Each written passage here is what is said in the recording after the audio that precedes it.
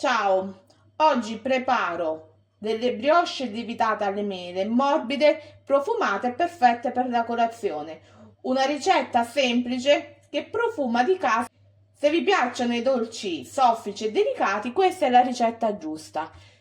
Come sempre vi ricordo che tutte le info e gli ingredienti sono giù in info box e buona visione. In una brocca inserisco il lievito fresco, un cucchiaino di zucchero e verso il latte tiepido.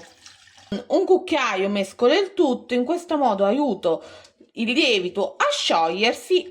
Tengo da parte per 10 minuti. In una ciotola setaccio la farina.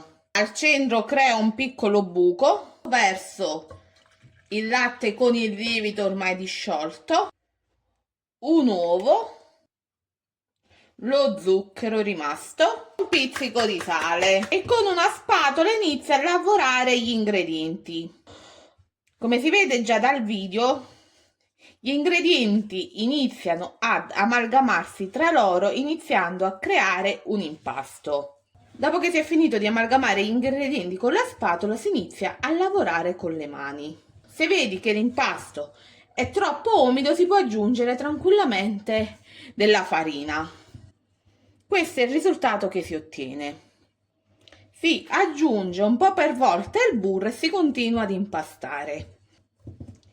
Mi raccomando, il burro deve essere morbido. E continuo così fino a quando non ho inserito tutto il burro nell'impasto. Ho trasferito il mio impasto su una spianatoia sporcata leggermente di farina e lo lavoro fino a renderlo compatto e liscio. Questo è il risultato che si ottiene alla fine. Trasferisco il mio impasto in una ciotola leggermente infarinata. Ho coperto la ciotola con una pellicola e faccio raddoppiare di volume. Ci vorrà più o meno un'ora. Questo è il risultato dopo circa un'ora di lievitazione. Ho tagliato a dadini una mela, a cui aggiungo dello zucchero semolato. Mescolo e faccio riposare giusto il tempo di lavorare l'impasto. Ho ripreso l'impasto e lo sto allargando leggermente con le mani e aggiungo un po' per volta i cubetti di mela e rimpasto il tutto. Nel frattempo ho acceso anche il forno ventilato a 180 gradi. Questo è l'impasto una volta che le mele sono state inglobate. Bisogna formare dei pezzi di impasto più o meno di 70 grammi di peso e bisogna arrotolarli come a fare dei panini.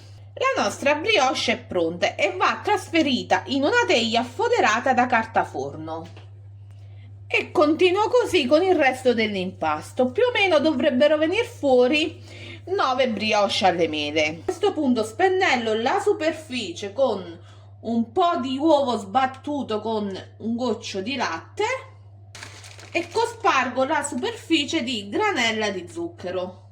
Le brioche alle mele vanno cotte in forno ventilato preriscaldato a 180 gradi per 20-25 minuti.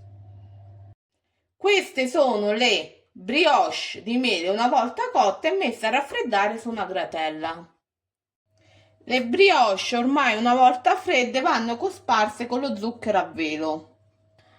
Adesso non rimane altro che impiattare e servire. Brioche alle mele, morbide e profumate. Spero che questa ricetta vi sia piaciuta. Fatemi sapere giù nei commenti cosa ne pensate.